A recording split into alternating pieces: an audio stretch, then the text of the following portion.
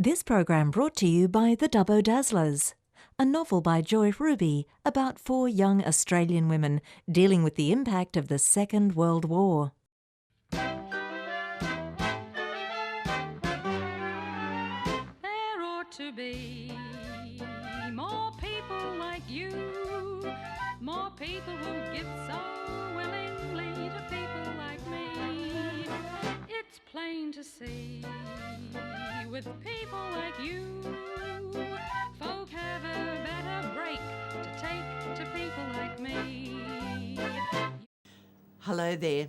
Now today's episode is all about Phillipa Cox, and Philippa is being interviewed by Fleur. So let's have a look at this. Welcome back to Joy's World. I've ridden my bike over to see Joy, and she happens to have introduced me to this lovely lady called Philippa, who's going on an amazing trip. So I thought we would have a chat about your trip, Philippa. Tell me, where are you going? I'm going to Yemen. Oh, great. Yes, I'm leaving in a month. Wow. And I'll be working as a midwife over there. So how did that all come about? Well, I've been wanting to do humanitarian work for many years. Many years. I was travelling through Africa, I'd say about 15 years ago, and it changed my life. It was a life-changing travel experience that I went through. And I just met so many people. I met so many people who were impoverished, a lot of people who needed a lot of help and a lot of medical help. And it was like a divine intervention, the fact that I just wanted to go and study nursing and come back to Africa and help people, basically. So I came back to Australia, studied nursing, went to university again and studied midwifery and became a midwife. And after that I went to the Middle East and went as a midwife in the Middle East for 3 years, which was incredible. I really got to know the Arabic culture really well. I guess a steep learning curve, I can imagine. It was amazing. It was really good. So different to any hospital in Australia. What did you find the major differences were? Just the fact that you were dealing with people, with women from an Arabic culture. So you really got right into that culture, and I got to understand it, basically. Got a really deep understanding of Islam and the Arabic culture. It was really interesting. And was there quite a lot of, obviously, understaffing, and was it quite pressured there? It was. It was really busy. So we just had the most incredible experience. Incredible. Like every day I would birth 3 babies. Every day I was working. Wow. It's incredible, isn't it? Mm. Yeah, I loved it. Absolutely loved it. And when I came back to Australia, I wanted to try something different, so I got a job on an Aboriginal community in Central Australia, and I was a women's health nurse there.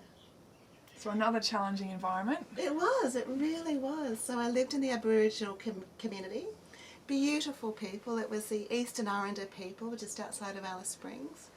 And they accepted me into their community, and I was loved and cherished, and I loved the community as well. It was beautiful. Great. So how long were you there for? I was there for 1.5 years.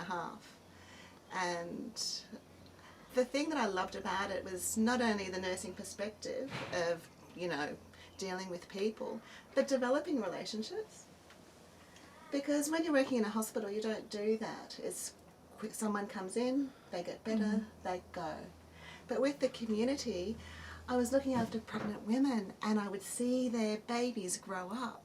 Oh, lovely. See them walk, see them eat. It was just gorgeous to have that continuity of care. Great. So it must have been hard to leave. It was really hard to leave.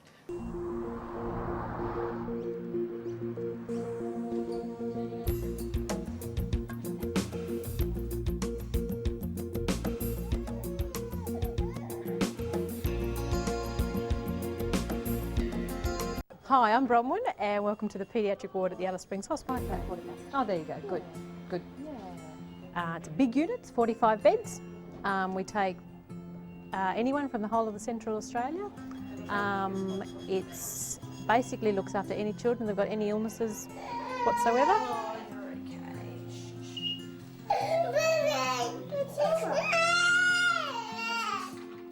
because we are Central Australia, most of our clientele anyway are going to be Aboriginal. We have a lot of, but the majority, I would say, of kids coming through are generally gastro, rotavirus, all that sort of things are coming through.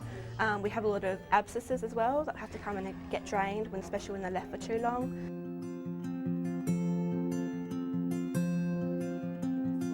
They need a lot of, usually spend a lot more time in hospital than what Caucasian children might do. A lot of education, a lot of assistance for mums coming from very remote areas where they don't have the facilities that we would have. So assistance with diet, nutrition, schooling, hygiene. Yeah, it's huge. The needs here, I would say, are much larger than what you'd have are very different to what you'd have in a city hospital. Come on, Bubs. Do you want to come as well? No? Okay. We'll go play in the playroom. Come on, Natalie. Come and play. Come on. Come this way. Here you go. Okay, we'll move that one out of the way for you. Yeah. This area is specifically designated for kids to come in and play with things to get away from their rooms. We try not to have any sort of bad things happen to them in their room, so if they have to have a needle or if they have to have any sort of dressings done, we'll take them into the treatment room so they don't associate the places where they sleep and eat as being, an unsafe spot. And this is another place where they can come in and just have fun, and we try and have a play group a couple of times a week where we have a play therapist who comes in and actually plays with the children and does arts and crafts and things like that, which they seem to love. It's good for them to be all the social interactions as well, which is always fun. And we can come in and if we're not too busy, we come in as well and play with the kids and stuff, which they really enjoy as well. So it's a lot of fun.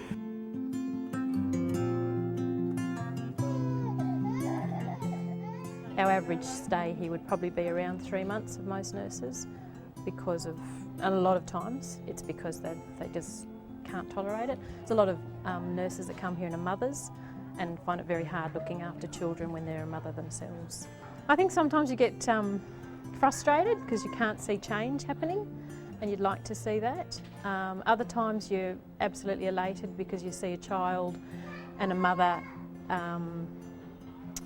achieving all those goals that you want them to achieve, a mother getting a good rapport with her child, the social situation's good, you know they're going home to a healthy social situation, you have a rapport with that child and that mother. You get all the good things that come out of it, but other times you can get very angry at some of the situations the children are going home to. The mothers try so hard. They try so hard, and of course they're, because of where they're living and the access to healthcare and clean water and that sort of stuff, it's hard for them to try and do a good job. So when they're coming in, the mothers are worried and stuff, and the kids are really sick, and you've got to try and get them up and get them as well as possible before they go home again. It can be quite distressing. So yeah, you get the best of both worlds, I suppose. But most of the time, it's great fun. I think everyone goes in leaps and bounds. They could almost graph the emotions that are going up and down every day, and I've certainly experienced that since the 6 years I've been here. Carlos is going to go to theatre this afternoon, definitely, and they're going to basically get, when he comes back to us, he'll be sleepy, is the first thing for you to remember. And when he comes back, a nurse will come in here lots. Should be probably coming in here every sort of 15 minutes, every half an hour, and checking his temperature and pulse and blood pressure. He'll have this still on when he comes back, but that hopefully will be all. And if you're sore, if you come back with any pain at all, any picker, you need to tell us, okay? And we can give you medicine for it. You have to really realise that we are so lucky in the fact that we understand what's going on. This is our first language. We have better access to healthcare, especially when you live in the town. It's not, it's part of our culture. It's how we deal with going. You get sick, you go to the hospital, you get medicine, you go home. It's a lot different with the cultural sort of awareness with the Aboriginal population. They don't understand that medicine that makes people sick. It's more so curses and things like that, which you have to be mindful of and help in try and not completely disregard their beliefs, but also then let them know as well as this is also an important measure of healthcare. You just have to be really compassionate and be mindful of dealing with people in different cultures, and not fair making judgment when you don't understand their culture anyway. I think you can learn huge amounts. Yeah, I think if the two-way street was happening a bit more, I think it'd be great. But I've learnt massive amounts from them. Body language is a big one, and I think their spirit is a big one. I've learnt that they really believe what they believe in. They believe in really strongly, and they stick by that as much as we might say, no, your child's got pneumonia because it's got an infection. They'll say, no, it's got a snake in there, and they believe that, and they've stuck by that, which I think is pretty amazing in this day and age. Yep. Yeah, you can take that. Do you want to take that with you? Bring it with you. Good girl. Come on. Hey, Natalie. This way. Come on. Let's go find Mum. Come and show Mum what you've learnt. Come on. I love looking after Aboriginal people, and I love looking after their babies. I think it's it's a huge specialty. I love the fact that it's paediatrics. I think children are very special and need us, and we can do a lot for them. Every day there's a challenge with that cultural broking, and I find that challenge very stimulating. Yeah. I love the fact that I can come to work and I get paid to, play with kids. I get paid to, to play with them and feed them and just have fun. Basically, I pay to play with kids, which is, I think, is the most fantastic job of all you can really do. There ought to be more people like you. There ought to be more people like you. So what was the next step after that? Well, I wanted to take it a step further, and as I said before, I wanted to help people overseas, people who are disadvantaged, people who were in war-torn countries. I mean, in Australia, aren't we lucky living in this beautiful country? It's amazing. Yeah, we're very fortunate. Oh, our country is just amazing, and we're so lucky. And I've got the skills and the expertise to do that now. I mean, it's been a long process. It's been like a 10-year process. Wow. To get to that point of being able to actually go and help people. And originally I wanted to go to Africa, as I said before. I wanted to go back to Africa to Which part of Africa specifically? I wanted to go to South Sudan. Oh, wow. Or the Democratic Republic of Congo. Because of obviously the heightened problems over there. Yeah, and women are so disadvantaged, incredibly disadvantaged over there, and I just wanted to help people. But with the humanitarian organisation I'm with, you're sort of put in a pot and see where you go. So they said, yes, would you like a job in Yemen? And I went, Yemen, I would love to go to Yemen. Wow. It's part of Arabia. That's amazing. So, it's going to be fantastic. Have you seen the film, the latest one? I think it's salmon fishing or something in the Yemen. I've got to see that. You've got to see it, yeah. It's amazing. I'm sure your experience will be very different to that one. But the countryside and just fascinating, the culture, and it's just such an amazing, different place. So where will you be based? I'll be based sort of in the middle of the country. It's in a very small town, and it is in a very volatile area. So the organisation I'm with is very strict on security, and they've got a really good reputation. So I'm not really worried about the security because I know they'll take care of me. Right. But there's a lot of displaced peoples because they've got a lot of tribal conflict in Yemen. So there's a lot of displaced peoples and a lot of poverty.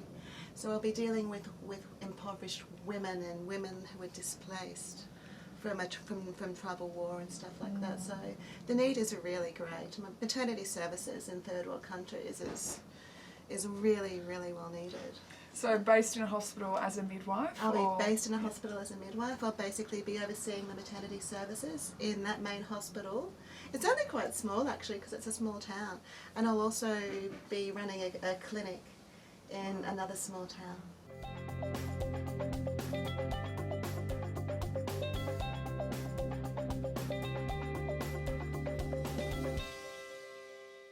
Maternal mortality in Yemen is still very high. The rates in Yemen are probably comparable to sub-Saharan Africa. 7 women are dying every day from pregnancy and childbirth. Over 90% of these are preventable.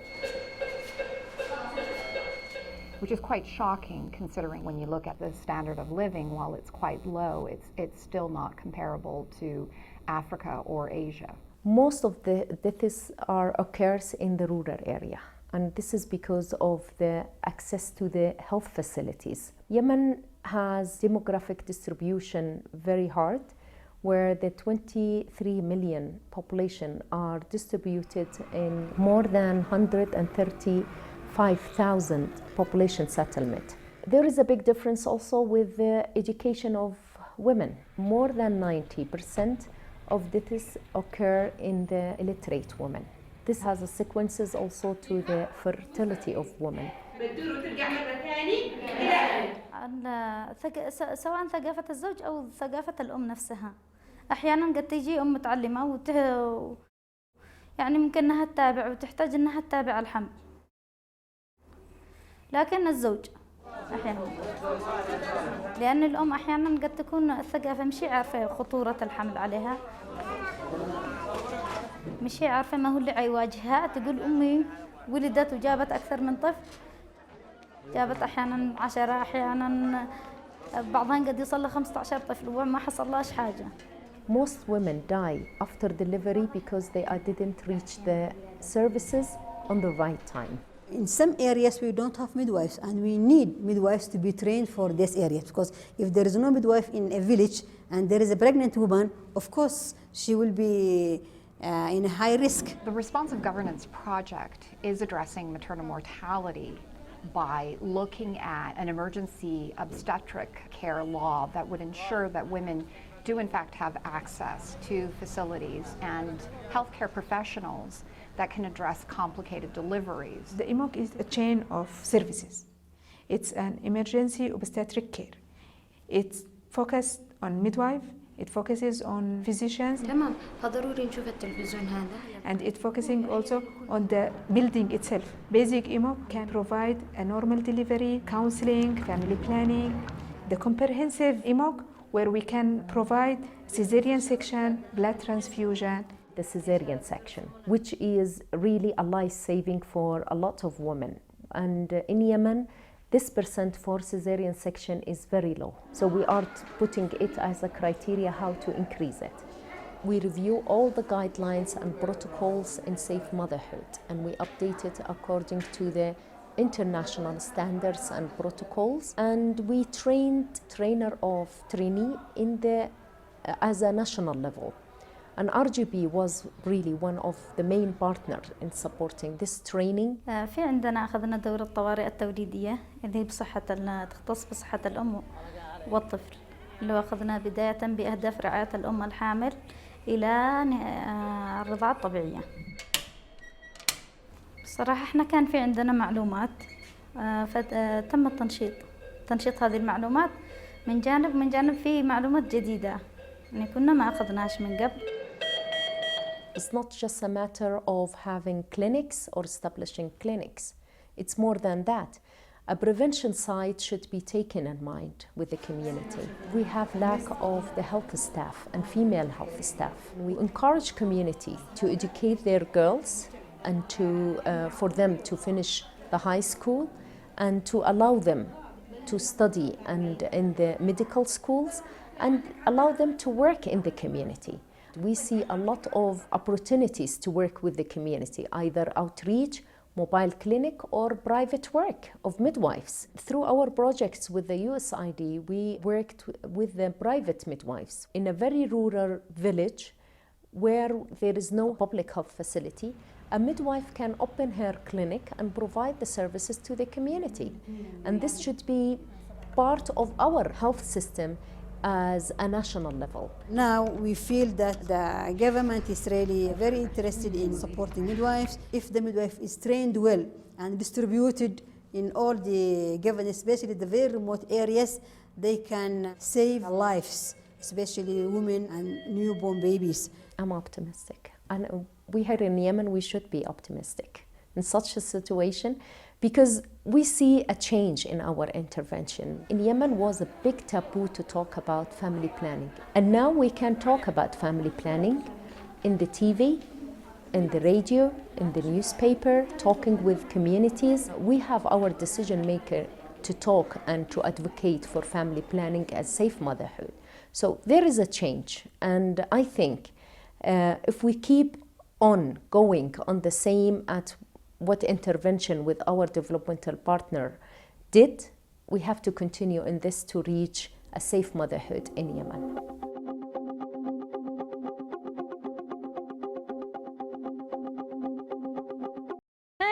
ought to be more people like you. So how do you survive financially in that time? Well, luckily I was working for a long time and I've got some savings, so that's okay, good. Wow. So you're basically giving up 6 months to support these people. Basically, yeah. Loss of income for 6 months. Wow. You must feel great when you finish up, and such an achievement, and also people must be so grateful to have you there. Yeah, it's lovely. Yeah, it's it must lovely. be a really nice feeling. It is. Excellent. It is. Well, thank you for chatting to me. It's nice to meet you, and good luck, and hopefully you'll come and chat to Joy when you come back, and maybe send us some messages and postcards and things like that. Yeah, for sure. That would be great. For sure. Okay, thanks very much. Thank you. Well, that was an amazing lady. As you can see, she's going to Yemen in a month's time, so hopefully Joy will follow some highlights from her trip, and you've been watching Joy's World. Well, they were two amazing ladies, and Fleur herself has been to Africa working with children there, and now Philippa is off to a very dangerous place. So keep them in your prayers and keep smiling.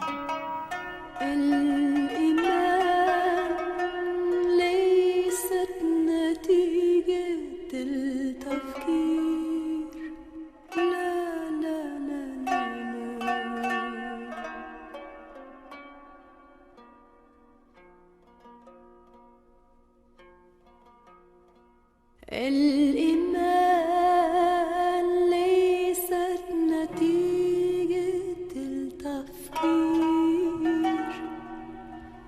لا لا لا لا